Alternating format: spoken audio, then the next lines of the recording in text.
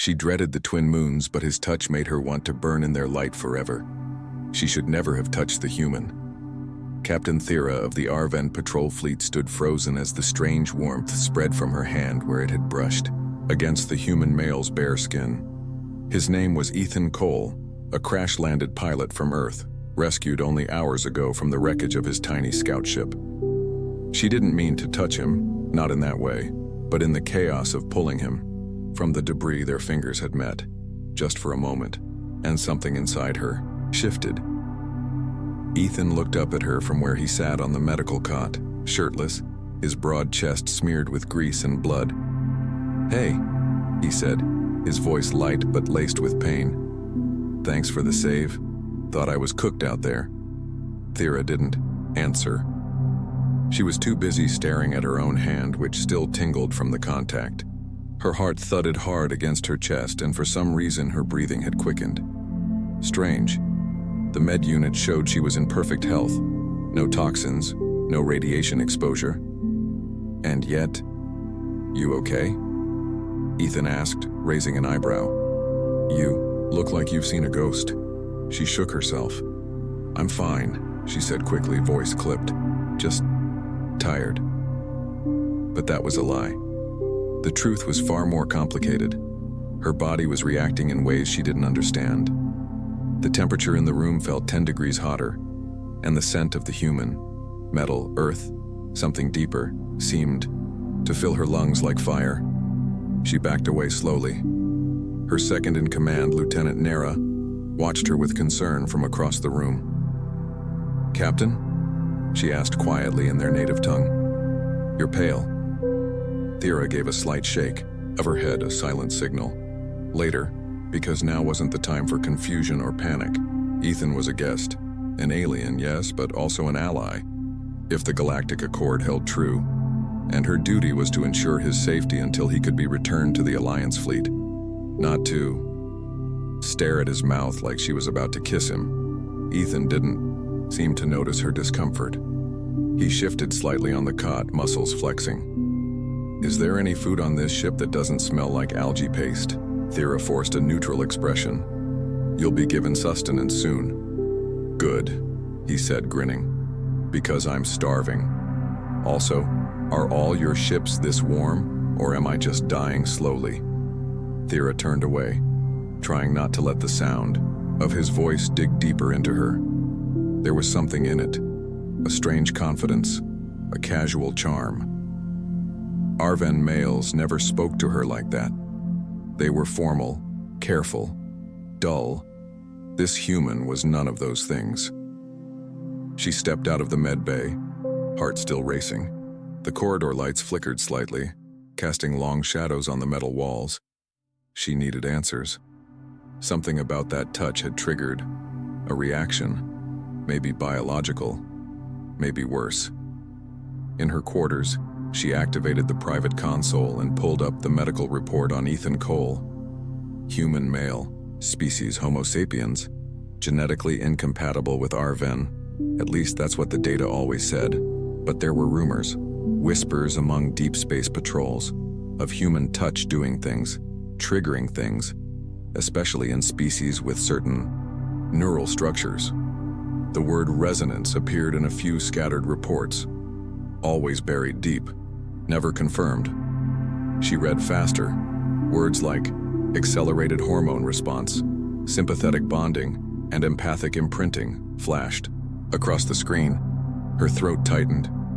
It was possible, very rare, but possible, for a human to cause a deep biological echo in another species. A response tied to ancient mating instincts. She remembered the heat in her blood, the flutter in her chest, the sudden awareness of every sound, every movement he made. Her eyes closed. It wasn't just attraction. Her species called it the first pull. It meant her body had recognized him, not as a threat, not as a stranger, but as something else, as a potential mate. Her stomach twisted. This wasn't supposed to happen. The Arven had strict genetic pair-matching programs. Mating was controlled, clinical, approved by council.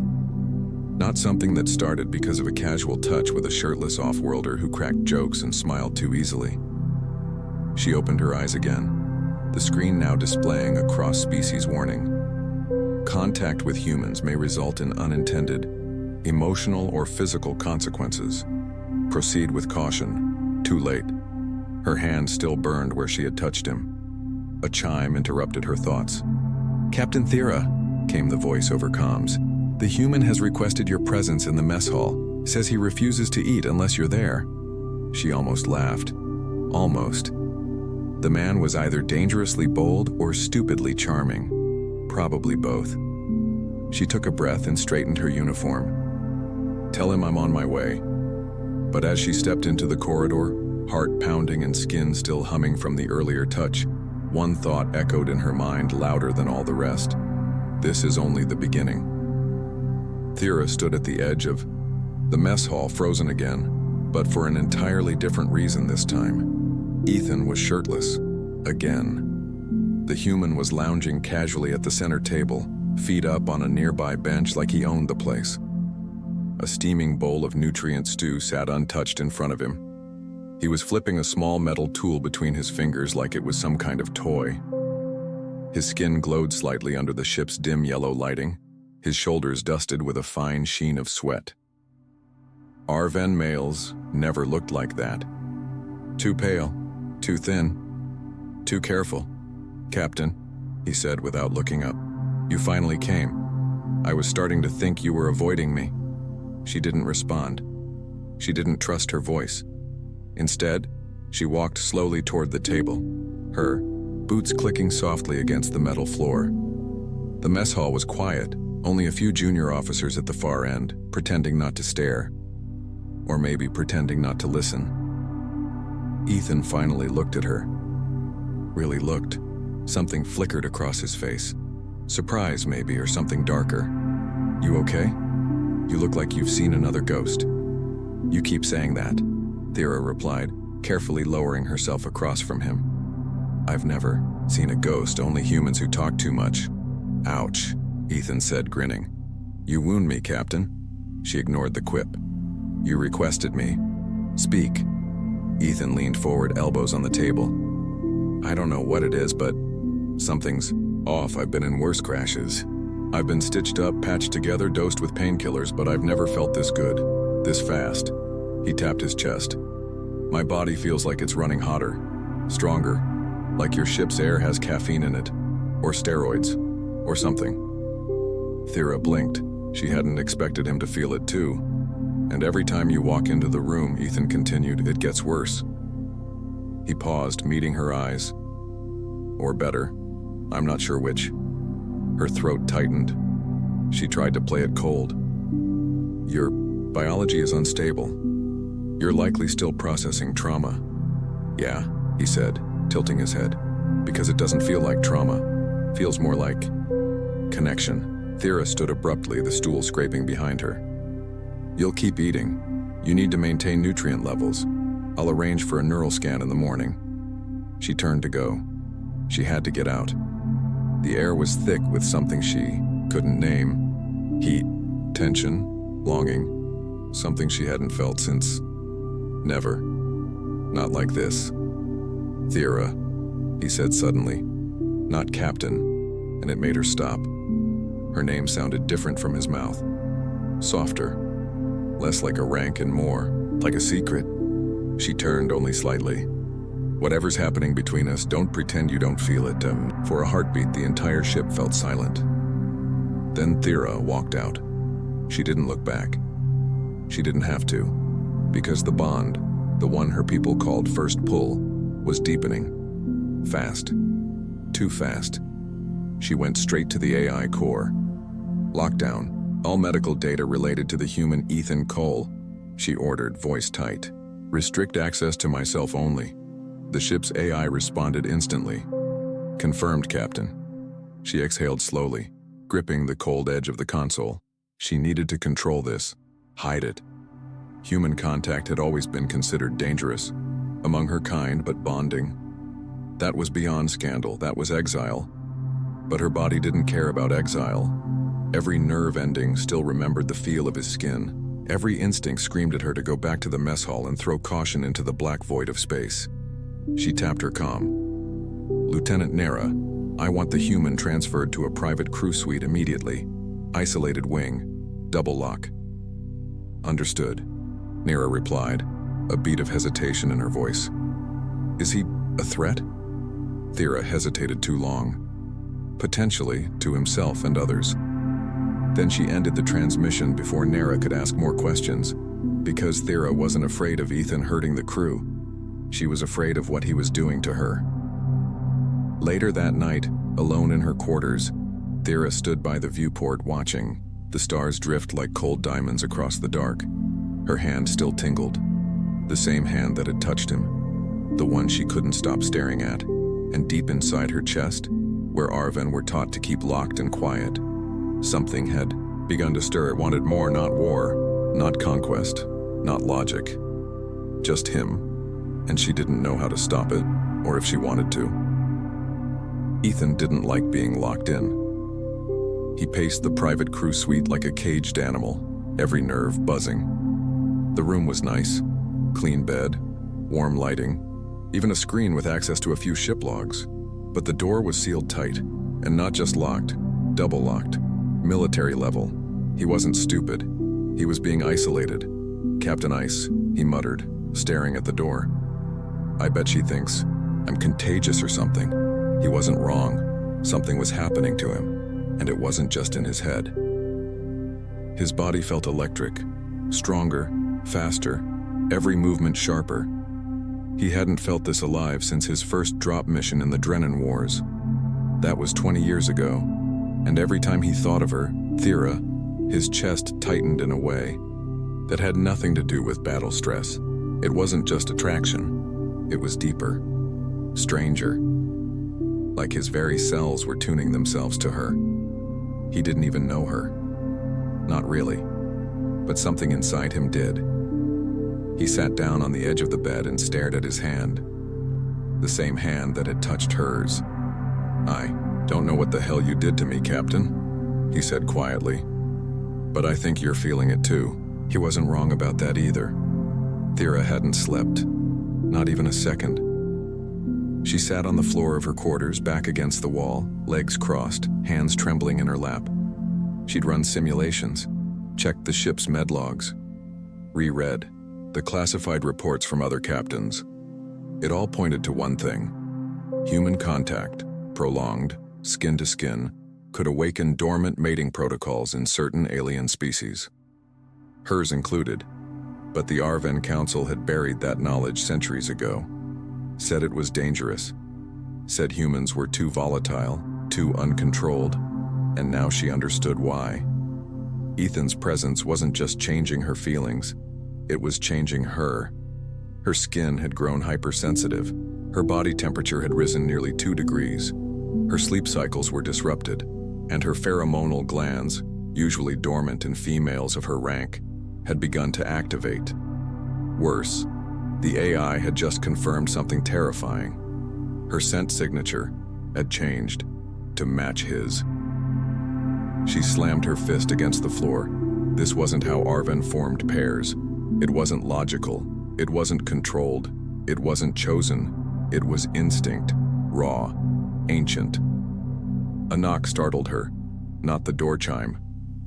A real knock, soft, almost apologetic. She froze. There was only one person who would be dumb or bold enough to knock on a sealed officer's door. She opened it. Ethan stood there, barefoot, shirt in hand, hair still damp from a sonic shower. His eyes met hers and she felt it like a punch to the chest. The bond. It snapped into place like a tether. Tight, invisible, unbreakable. "I can't sleep," he said simply. "And I don't think you can either." She didn't answer. Couldn't. Her throat had gone dry. "I know you locked me away for a reason," Ethan continued, stepping inside uninvited. "Maybe you're scared. Maybe I should be scared too." He stood close now. Too close. The air between them thick like static. "But I'm not. I don't feel danger when I look at you. I feel... He hesitated, searched her face. Like, I'm home. Thera's heart stuttered. No one had ever said that to her, not even during the council pair bond tests. She swallowed. You don't know what you're doing, human. Ethan chuckled. That's the first true thing anyone said to me all year. His hand reached up slowly, brushing her cheek. Just a whisper of a touch, but her knees nearly gave out. We're not compatible, she said weakly. Ethan leaned in, voice low. You sure about that? She couldn't think, couldn't breathe. The bond was pulsing now, alive between them. Not just emotional, not just physical. Something deeper, emerging. Her fingers curled against his chest. Skin to skin. Heat bloomed instantly, like their bodies had been waiting for this moment. I should stop you, she whispered. Then stop me, he whispered back. She didn't. When their lips met, it wasn't explosive, it wasn't desperate, it was inevitable. Like the stars had already written it down. The room shimmered around them, the ship's lights flickering once, almost in acknowledgement. The bond flared, bright, undeniable, ancient. And for the first time in her life, Thera didn't feel alone in the galaxy. She felt found. The next morning, the ship felt different. It wasn't in the readings. The life support systems showed normal. Gravity, oxygen, radiation, all stable. But the crew felt it. Lieutenant Nera passed Thera in the corridor and stiffened slightly. She didn't say anything. She didn't have to. Her nostrils flared just a little, her eyes narrowing for a second too long. A subtle tilt of the head. She could smell it. Thera's scent had changed, and everyone on board with Arvan olfactory sense would notice it. Not consciously, not yet, but instinctively. She had bonded, and not with an Arvan, with the human. She returned to her command deck without a word, her fingers flexing at her sides like she could shake the memory of last night off her skin. She couldn't. It was in her blood now. His touch still lingered on her body. Her lips still buzzed where he'd kissed her, and her mind, gods, her mind wouldn't shut up. It wasn't just arousal, it was connection, depth, something ancient, pulsing beneath her thoughts like another heartbeat. And it wasn't hers. It was his. She could feel Ethan now, not clearly, not like a telepath, but echoes of his emotion, tiny pulses through the invisible tether between them. She felt his curiosity, his frustration, and somewhere under it all, his calm. He was more comfortable with this than she was. That both fascinated and terrified her. Back in the private crew suite, Ethan sat cross-legged on the bed, chewing on a protein bar that tasted like sadness and old bread. He stared at the wall, not really looking at it. He could feel her, not directly. Not like words, but something emotional had shifted, as if her mood played faint music in the background of his own thoughts. Subtle, present, and familiar. He grinned. Not scared of me anymore, huh? He murmured to the empty room. Or maybe you're more scared now. Then the door hissed open and Nera stepped in, eyes sharp. You need to come with me, she said flatly. Why? Ethan asked, tossing the wrapper onto the bed. You planning to airlock me, or is this a brunch invitation? Nera didn't answer. She just turned. Ethan followed. He was led through 3 corridors and 2 security locks, finally arriving at a room he'd never seen before, a sterile chamber. High walls, no windows. Inside stood 2 Arvan males and 1 female, elders, judging by the gray tones in their facial crests. They wore the high collars of the Council of Genetic Purity. Oh, great. Pilot Ethan Cole, one of them said without looking up. You are being formally examined under Arvan Code 1712, interference with bonded processes. Do you understand? I don't even understand breakfast on this ship, Ethan replied. But sure, hit me with the Sci-Fi court. Routine. Another elder looked up, eyes narrowed. You have formed a mating bond with Captain Thera of the 7th Patrol Fleet. That's a little personal, Ethan said, raising an eyebrow. But okay. I mean, we did kiss. Once. They didn't laugh. These bonds are dangerous, the eldest said, unstable, emotionally driven, prone to violence. Historically, they've led to desertion, civil collapse, genetic corruption. Ethan snorted. So, just like humans, that's not exactly a threat to me. You're an anomaly, another said. You've accelerated her pheromonal cycle, far beyond standard ARVN parameters. That should be biologically impossible. Ethan spread his hands. What can I say? Earth boys hit different. Still no laughter. Tough crowd. But then, Thera walked in. The room shifted. Literally. The temperature nudged up a degree. The air pressure readjusted. Even the ship's AI hummed a half-octave deeper, and it wasn't her presence. It was the bond reacting. Thera's eyes locked onto Ethan's, and in that instant the world narrowed to just the two of them. She could feel it. So could he. Their connection was stabilizing, growing stronger. The council noticed it too. One of them stood quickly. You are ordered to remain separate. Isolation protocols will begin immediately. No, Thera said flatly. All three turned.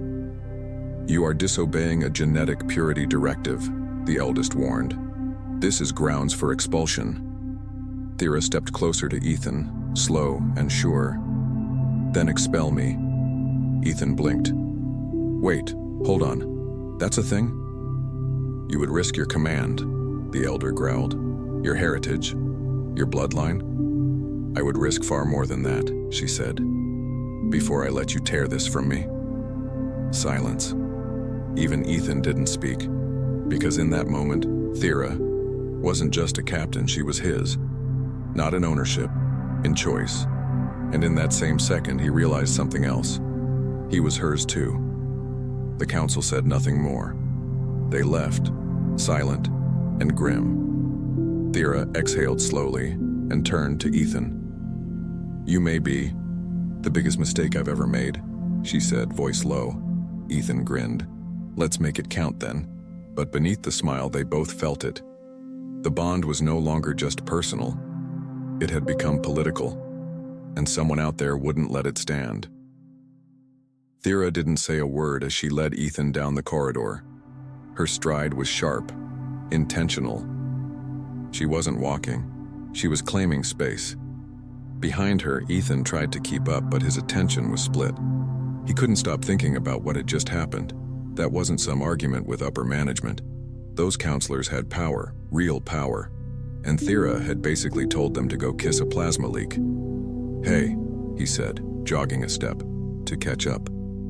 Are you okay? No, she said without turning. I just gave up my entire career. For you. Right, Ethan muttered. So, not a good time for jokes then? She stopped so suddenly he nearly bumped into her. Her yellow eyes locked with his. No words, just heat, not angry, not afraid, hungry. Before he could say another word, she grabbed him by the collar and dragged him into an empty maintenance corridor, the door sealed behind them. Quiet, private. Say it, she whispered. Ethan blinked. Say what? That you feel it too. She was so close now he could feel her breath on his lips. Her body radiated heat, like she'd been forged in fire. The bond, she said. Don't lie to me. I feel it, he said, without hesitation. I felt it the second I touched you. It's like... He paused, searching for words. It's like I've never been alone before, but I didn't know it. Until now. That did it. She kissed him. Not soft, not slow.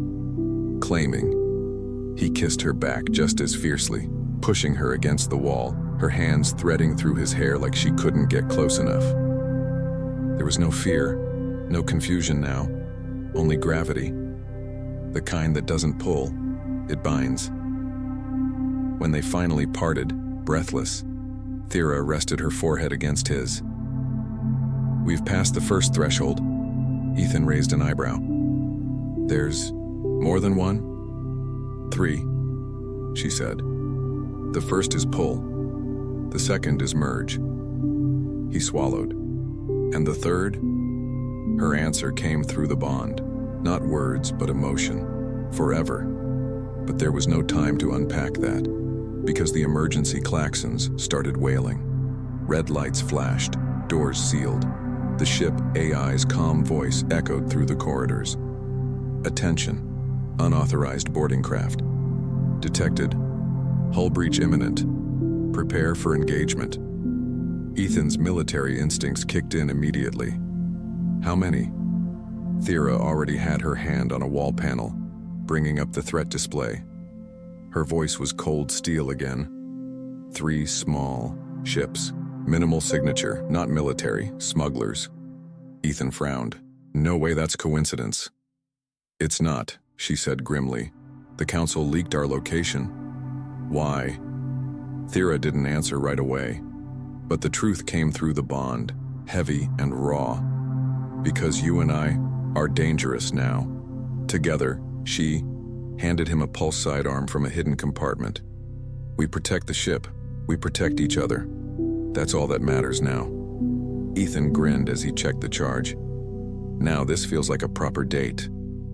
She didn't smile, but he felt the flicker of amusement pulse between them. They moved fast through the ship side by side like they'd trained together for years, but they hadn't. It was the bond. Each turn, each cover move, each shot. They were synchronized, perfectly in tune. It was like they were sharing the same muscle memory. They reached the breach point just as the hull finally gave way. The airlock exploded inward and 5 armed intruders stormed in, weapons up, too slow. Ethan fired first, dropping the lead attacker before the others registered what hit them. Thera was already on the flank, her movements fluid and lethal, her eyes glowing faintly as adrenaline surged through her system. One smuggler tried to flank Ethan, didn't make it, because Thera felt the danger before he did. She spun, fired, and dropped him with a clean shot to the shoulder. The remaining 2 hesitated. Big mistake. Ethan charged them like a storm. The fight ended in seconds. Bodies on the floor, door sealed. Silence. Thera turned to Ethan, her chest rising and falling. He looked at her like she was the only thing real in the universe. Okay, he said, panting. I get it now. Get what? Why your people are terrified of this bond. She stepped toward him. Because it makes us strong. He shook his head. No, he said. Because it makes us unbeatable. The ship was still burning. In places when the real trouble began. Thera stood on the bridge, sweat slicking the back of her neck, her pulse pounding louder than the emergency klaxons. The invaders had been stopped, but it hadn't felt like a victory. Not this time. Because something was happening to her. To them. The bond wasn't just humming anymore. It was booming. She could feel Ethan not just emotionally, but physically. She knew the exact rhythm of his heartbeat, the warmth of his breath, even the soft sting on his forearm where a graze had singed him in the fight. And worse, she could feel him healing. Fast, too fast. She clenched her fists and stared at the bioscan screen. Both their readings pulsed in sync, rising and falling together like mirrored waves. Ethan's human vitals were climbing steadily, but not into danger, into something new. The bond was accelerating his body's adaptation. Human biology wasn't supposed to sync with Arven physiology, but the bond didn't care. It was doing it anyway, fusing them, changing them, making them more. She felt it in her bones like a second skin, like they were no longer 2 species figuring each other out, but 2 pieces of something bigger trying to remember they were once whole. Then the comm crackled. "Captain," came Nara's voice, strained. "There's something in the cargo. Bay, you need to see this," Thera answered. "Explain." There was silence then.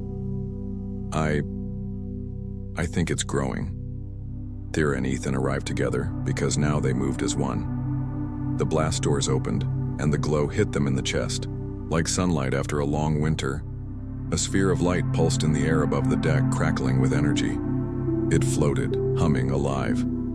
Arcs of energy snaked across the ceiling and walls, harmless but watching. Ethan stared. Okay, that wasn't here 10 minutes ago. It wasn't on any scanner, Nara said quietly from the corner. Then, it just appeared. Thera stepped forward slowly, pulse spiking. This is bond energy. Ethan looked at her.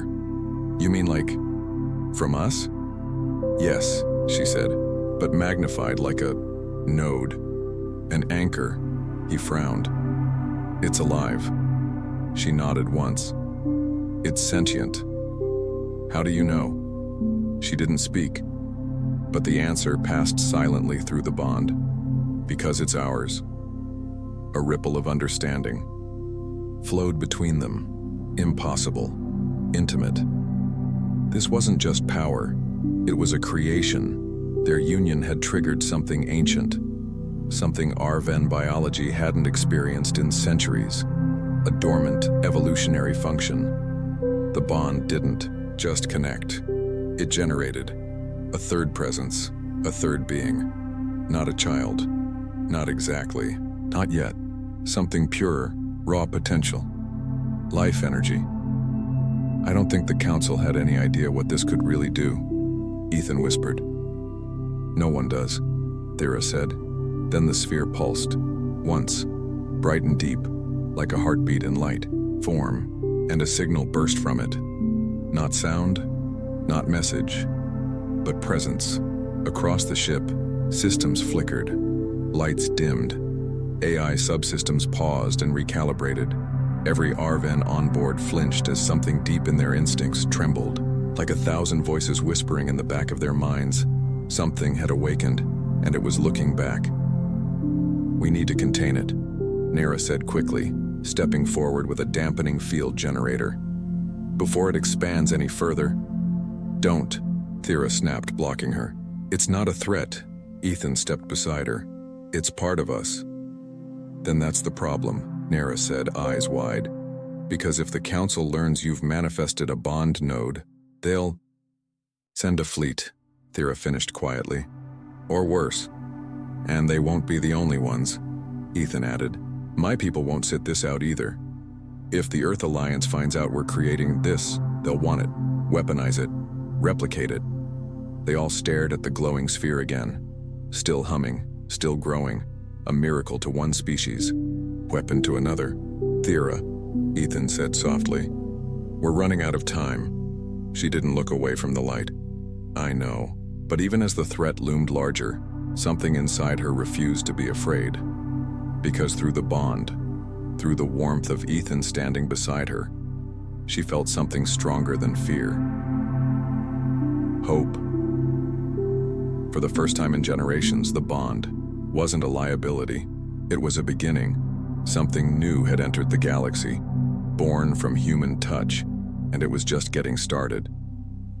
The signal didn't just echo through the ship, it rippled across space.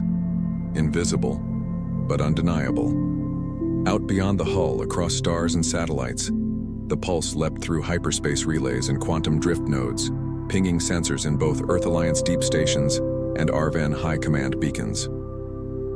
In less than 6 hours, they would all know that something impossible had happened, that a human and an Arvan hadn't just bonded, they had created. Back on the ship, the node had grown. It now hovered nearly 2 meters wide, glowing like a small star. Light pulsed, in a slow rhythm, calm but building. Ethan stood beside Thera, arms crossed, jaw tight. He wasn't a man prone to panic, but even he knew this was bigger than anything he'd faced in a war zone. They'll come with guns first, he said. That's how humans operate. Shoot the thing, then ask what it is. Thera nodded. My people will be worse.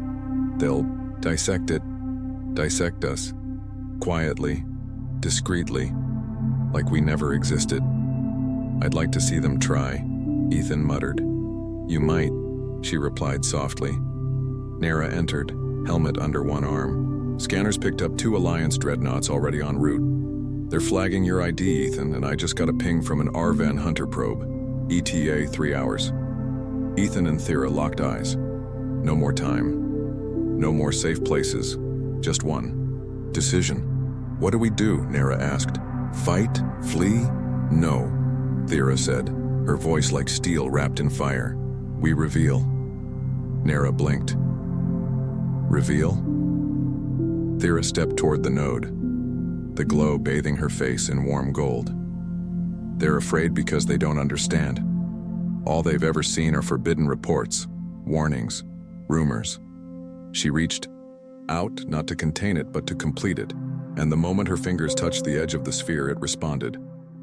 A beam of soft energy pulsed through the ship, not destructive, but broadcasting. Emotions, memories, feelings, their bond, their story, their truth. Across the ship, every Arven and every human crew member gasped, then went silent, because suddenly, they knew. They felt it. Not data, not orders, connection. In the engine bay, a human mechanic dropped his wrench, blinking, tears from his eyes. On the bridge, Nera clutched her chest, lips parted. I felt her love for him, she whispered, like it was mine. The node didn't stop there. It sent the broadcast out, across space, and the approaching dreadnoughts stopped. In every command room, every bridge, every war-hardened officer saw the same thing in their neural overlays.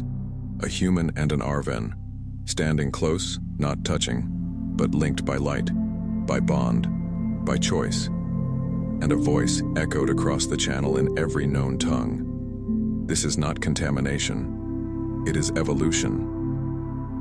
Thera's voice calm, certain. Fear has governed us long enough, but fear cannot stop what has already begun. This is our proof.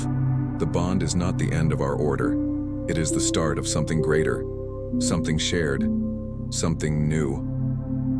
And Ethan stepped forward beside, her hand resting gently on the side of the sphere. No more secrets, no more lies. If you're afraid of what this means, good. That means it matters. The transmission ended. Silence followed. Not emptiness, but awe. And then, the unthinkable. Both the Arven Hunter probe and the Alliance dreadnought sent the same signal. Stand down. For the first time in history, they listened, not to weapons, not to orders, but to understanding. Back, aboard the ship, Thera stood in stunned stillness. Her body hummed. Her skin glowed faintly at the edges, a side effect of the bond node's resonance. She turned to Ethan, breath catching. You feel that? She whispered. He stepped closer, brushing a thumb over her jaw. I feel everything. Her lips parted. Even the future? He nodded slowly. It's not clear, but I know one thing. She leaned in. What? He smiled. That I'm not walking into it without you. She kissed him, not as an escape, not as an instinct, but as a promise. Around them, the node pulsed one last time, then collapsed into a single drop of light, hovering between them. A small orb, faint, glowing, alive. Not an energy burst, not just bond residue, something more, the beginning of a life. Thera gasped softly, and her hands went to her lower abdomen. Ethan didn't speak. He didn't need to. Through the bond, through the connection that had upended two worlds and changed the course of interstellar history, he already knew. They weren't just mates. They were becoming a family. And out in the stars, the galaxy stirred, watching, waiting, ready or not for what came next. Because humanity once again had done the impossible. They hadn't conquered, they hadn't colonized, they'd connected, and love, as it turns out, was humanity's most powerful weapon all along.